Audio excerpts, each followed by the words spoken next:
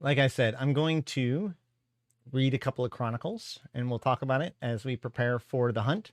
We'll get to know a little bit more about the Guristas. Okay.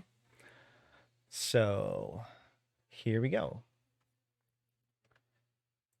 This is from the chronicle known as Fatal and the Rabbit. Jirai Laitanen and Karako Kosi. Gosh darn it, man. I even practiced them before this. And right now, as soon as I started reading it, because I knew it was for this, for the finally like to do it, my brain just went, nope. All right. It's Jirai Laitanen and Karako Kosakami. There we go. All right.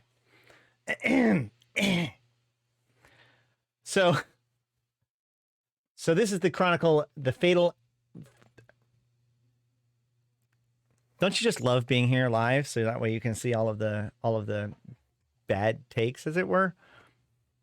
All right. So this is from the chronicle Fatal and the Rabbit. Jirai Laitanen and Karako Kosakami, today better known by their nicknames they gave themselves, Fatal and the Rabbit, began their careers as promising spaceship captains in the 37th Octopus Squadron of the Caldari Navy. Laitanen was shrewd and gifted captain, with a glib tongue and a charismatic smile. Many expected him to reach a position of authority in the end, but he was also vain and greedy, traits that led to his eventual desertion. Kosakami was much more introverted than his friend Laitanen, but he had a brilliant mind and was a technical wizard. When, in the space of 1 week, Laitanen was passed over for promotion and Kosakami was blamed for the lethal crash landing, the two friends decided to desert. They stole a couple of Condor-class frigates, the same they still use today, and set off to a pirate-infested sector between Caldari and Galente space. This took place in YC-86. It didn't take long for them to establish themselves among the criminal society, and a few months after their arrival, they had set up their own criminal organization called the Guristas, which is an amalgamation of the two Caldari words meaning naughty people, and is also a slang term for gang. The Guristas are famous for their raids into civilized territory, something that very few pirates clans are willing or able to do. The missions of these raids are often simply to steal cargo or passengers for ransom from freighters, but on numerous occasions their main intention seems to be sabotage Empire installations, mining facilities, sentry guns, and the like. This has led to speculations that some unscrupulous Empire companies, or even governments, are hiring the Guristas to take out property of their competition. But, by far, the most celebrated of the Guristas raids was when they kidnapped the Galantean ambassador of the Caldari state and received an enormous ransom from his family. The kidnapping itself was a brilliant feat, and clearly demonstrated that Fatal and the Rabbit were far from being the stereotypical brainless brats that most of the people regarded the pirates to be. Ambassador Lucien Relau, son of the Diamond King Dorian Relau, had only one notable vice, and that was gambling. His gambling fascination was probably the main reason why he had sought to become a Galantean ambassador to the Caldari state, a notoriously tricky position. Ambassador Relau frequented the Grand Tijon Casino in the Echelon Entertainment Studio Station in the Caldari system of Villain. It was there that Fatal and the Rabbit struck. The two of them docked in the station under a disguise. The Rabbit, Kosakami, stayed behind the ship while Fatal, Laitanen, entered the casino. Fatal involved himself in the game of Petakori, a popular electro-board gambling game, while Rilliao was participating in, which Rilliao was participating in. In the course of the game, Fatal deliberately lost money to the ambassador, and finally, when he'd run out of money, Fatal offered his ship to the ambassador. The ambassador accepted and proceeded to win the game. Fatal offered to show the ambassador his newly won ship, and Rilliao, accompanied by several bulky bodyguards, accepted. But while the game was underway, the Rabbit had been busy. He rigged the boarding ramp of the ship with tanks filled with sleeping gas. Needless to say, when the ambassador and his bodyguards entered the boarding ramp, they were promptly put to sleep. Ambassador Rilliao was then carried onto the ship, and Fatal and the Rabbit innocently left the station. It was only when another ship docked in the same berth an hour later that they discovered the boarding ramp full of snoring bodyguards that the alarm was raised, but by then the kidnappers were gone. The Gallente Federation was unable to apprehend the culprits, and in the end, the ambassador's family paid a huge ransom in uncut diamonds to the Guristas. All this drama received a great deal of media attention, and even if Fayssal and the Rabbit relished the attention for a time, in the end, it only hampered them. Being the most notorious criminal in the world of Eve has a downside, mainly that traveling around is not as easy as it used to be. This has forced the Guristas to lay low for the past few months.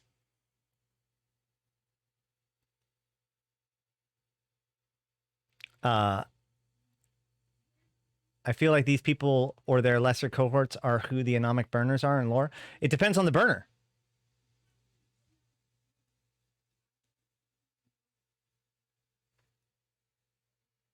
I think there's a Guristas burner, isn't there? There should be. But burners are actually defectors from their own organization. Right? Ow. The Angel burner is part of the... what's it called? The group that went to Mithra's Gate. Yeah. By the way, this story is why it is part of this skin.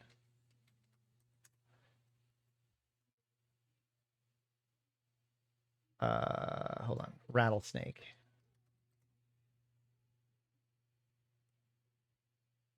King's Ransom. There it is.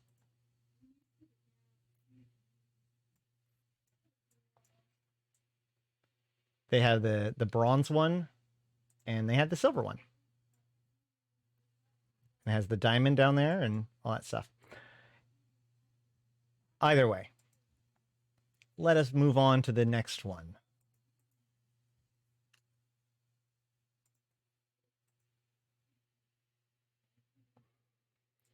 So that was, you know, the heist that really established the Guristas as an entity. But this is kind of one of their biggest kind of moments in early Eve history, both for themselves and for the game. The Creelair Research Laboratories were a joint scientific endeavor between the Caldari State and the Gallente Federation. The project was funded by Henrik Tovel and Taromi Umalin, with heavy involvement from Duval Laboratories and Ishikone Corporation. During its short existence, it was responsible for several important scientific breakthroughs and was the center of massive controversy. Creelair was the first to recognize the manufacturing potential of morphite. Otro Gariushi, CEO of Ishikone, pledged that the technology would be freely available to anyone who wanted it. In January YC 106, which is 2004, several valuable blueprints went missing from the lab. Despite acknowledging the value of the blueprints, Creelair Command downplayed their theft.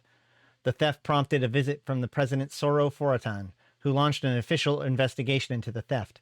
This investigation concluded that top members of the Creelair Project participated in the theft, and was eventually revealed that Otro Guriushi was the mastermind behind the thefts. He justified his actions by stating that the Caldari were the driving force behind the project's successes. The revelation caused the Federation Senate to withdraw funding from the project, resulting in the shutdown of large parts of the facility and the desertion of many scientists. The project founders issued a call for harmony, but it went mostly unheeded. The state and Federation withdrew all funding and pulled their security forces from the project. Tovel and Umalin barricaded themselves inside with a group of loyal scientists and refused to abandon the project. Almost immediately, the station was assaulted by Guristas pirates. Despite the absence of Federation or state security vessels, the station survived the assault, thanks to the actions of a hastily organized pod pilot defense force. After several waves of fighting, the Guristas were forced out of the system. However, several scientists were killed in the fighting, including Kaiman Ganaris. The loss of life prompted many to urge the remaining Creelair scientists to surrender. Following the attacks, many scientists began openly selling formerly classified blueprints in the open market. The Guristas launched another attack on the station, led by Jirai Laintanen, a.k.a. Fatal. Kuroko Kasakami, a.k.a. the Rabbit, managed to breach and successfully kidnapped Toval and Umalin. As the pirate forces retreated with the scientists, Fatal's ship was destroyed, and he was potted. With Fatal incapacitated, the Guristas quickly began trying to get rid of the scientists, subsequently selling them to Arturiel Corazor. Following this, they withdrew completely from Creelair, leaving the station a ruined husk. The sale of the scientists to Corazor caused much outrage, with President Forotan himself entering into negotiations for their return. He eventually convinced Artico, that's what it is, Aritzio, I don't know, Aritzio, to release them in exchange for trade and mining rights to the Federation. I should probably look into how to pronounce his name. He comes up a lot. However, it was revealed that the two men freed were not the scientists, but rather Mimitar slaves who had managed to steal their identities. The slaves had been destined for sulfur mines on Innis Ilix the 1. Rescue teams were dispatched to the planet to look for them as Articio demanded the return of the slaves. The Federation refused, claiming the slaves had been rightfully purchased, and freed them. Tuval and Umalan were eventually found starved to death on Innis Ilix 1. The Amar then claimed the escaped slaves were actually rebel infiltrators who had made off with the numerous secret Amar documents. The death of the scientists officially brought a close to the Creelair Project.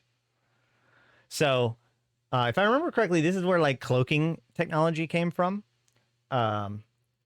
What's important about this moment is the idea that Fatal was potted, right? During an engagement with Capsuleers, Fatal was pod killed. Due to an inferior clone, he reawoke with memory loss and was later apparently ousted from the Guristas. His current whereabouts and situation are unknown. All right? So, and then to wrap up this little journey, we're going to listen to, or we're going to watch a video from Vegas 2015's Valkyrie keynote. Ready?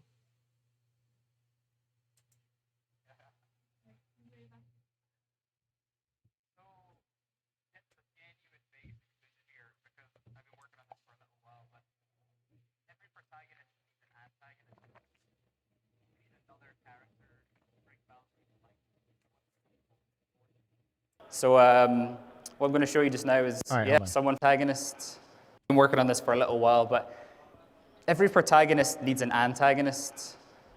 We need another character to bring Valkyrie to life, someone for the opposing forces. So what I'm going to show you just now is, it's exclusive to you guys. It's the first time we've talked about this. I'll leave you to check out.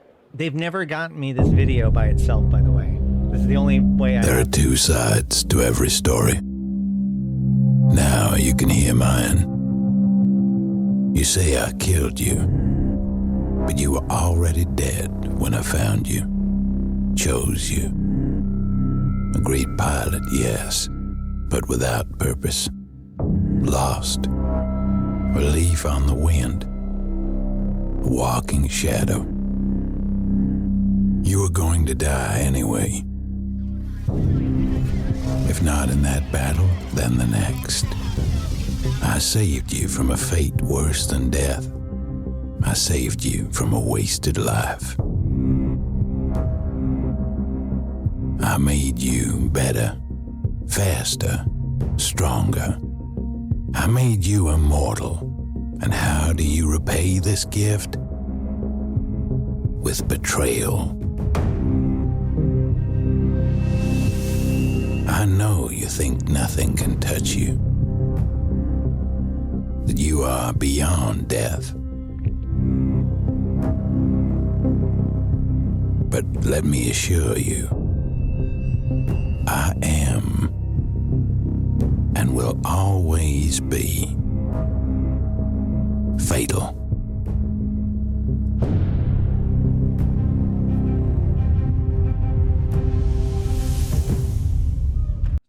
So yeah, Fatal comes back as part of the Valkyrie storyline.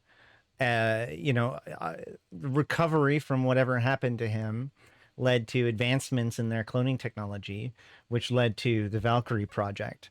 And I believe tomorrow or the next day, like I said, within the next few days, we will be looking at Valkyrie and going through all of the different story beats, like all of the levels and their sound, their they have audio files that you can play by finding the different tokens. And that exposes a lot of information about Fatal, Valkyries, Schism, Quartermaster, all that kind of stuff. Which is ironically also, not ironically, but is incidentally also attached to the Drifter storyline and the Precursor Crisis, especially through Quartermaster, which we can also talk about tomorrow. Yeah, but this is what I had to present to you today when it comes to the Guristas, as we prepare for the hunt that is coming later this week. So thank you guys for watching this segment. If you're watching this on YouTube, don't forget to like, comment, and subscribe before you go. Share it with a friend, and together we will continue to unravel the mystery of Eve lore together. Till next time, I'll see you in space.